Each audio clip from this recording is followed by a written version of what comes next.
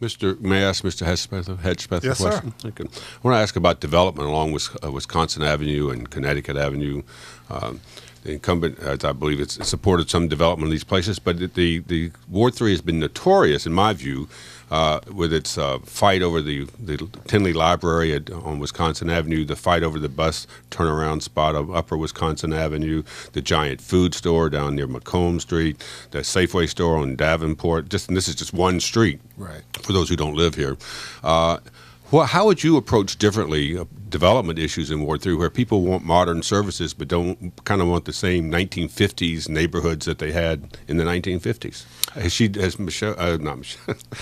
Has Mary Cheh been doing something good or bad when it comes to changing face of the Ward 3 in terms of development? I think we've done a pretty good job with development along the major corridors, and I am definitely supportive of development along Wisconsin and Connecticut avenues. But One Giant Food, for example, has been trying for years to build something, and that store literally looks like something from the 50s. What would you do there to make that happen?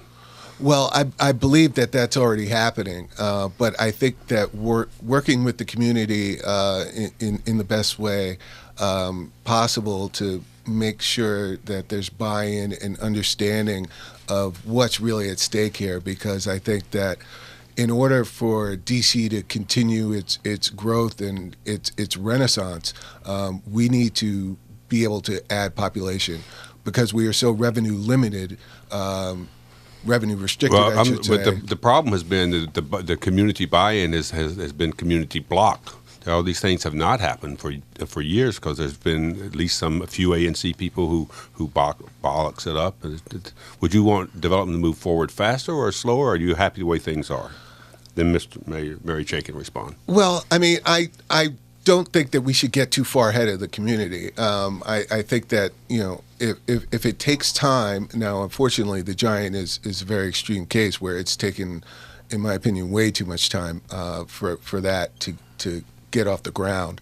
But I think that we need to be patient and not get too far ahead of the community, and like I say, get the most level of buy-in possible. When you speak about the community, of course, the community is not monolithic. When I went around during the last campaign and all the 4 years that I've been in office talking to people, I think that the community is largely of a mind that they want energetic, lively retail along the corridors, and they do want that kind of development. I personally went before the Zoning Commission to testify on behalf of the development of the Giant.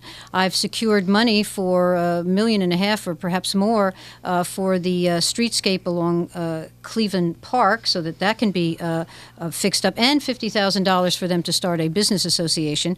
The same is true over in Glover Park, the streetscape over there. I have attempted all along the way to be helpful and productive in terms of seeing the corridors develop.